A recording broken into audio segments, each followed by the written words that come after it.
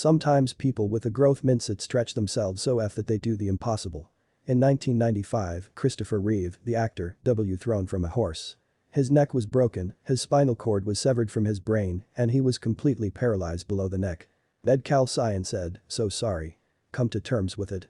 Reeve, however, started a demanding exercise program that involved moving all parts of his paralyzed body with the help of electrical stimulation. Why couldn't he learn to move again? Why couldn't his brain once again give commands that his body would obey? Doctors warned that he was in denial and was setting himself up for disappointment. They had seen this before and it was a bad sign for his adjustment. But really, what else was Reeve doing with his time?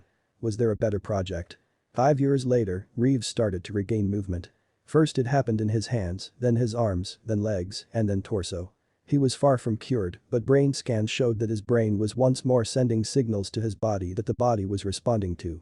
Not only did Reeve stretch his abilities, he changed the entire way science thinks about the nervous system and its potential for recovery.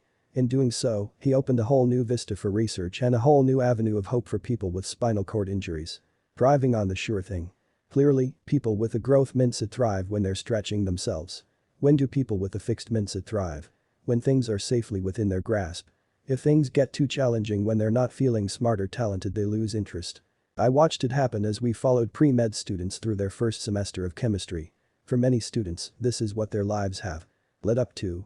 Becoming a doctor. And this is the course that decides who gets to be one. It's one heck of a hard course, too. The average grade on each exam is C+ for students who have rarely seen anything less than an A. Most students started out pretty interested in chemistry. Yet over the semester, something happened.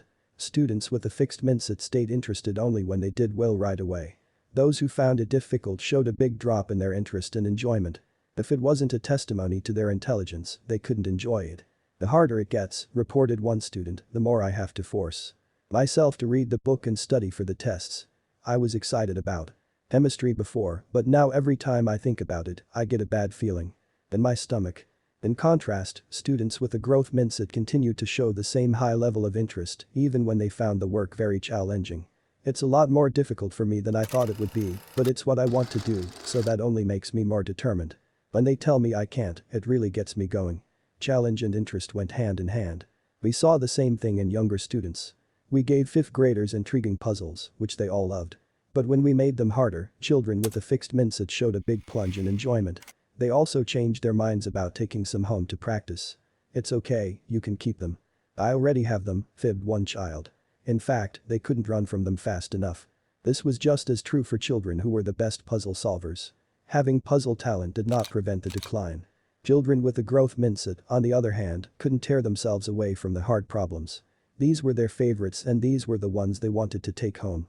"Could you write down the name of these puzzles?" one child asked, "so my mom can buy me some more when these ones run out."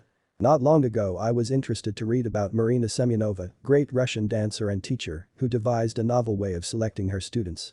It was a clever test for mindset. As a former student tells it, her students first have to survive a trial period while she watches to see how you react to praise and to correction. Those more responsive to the correction are deemed worthy.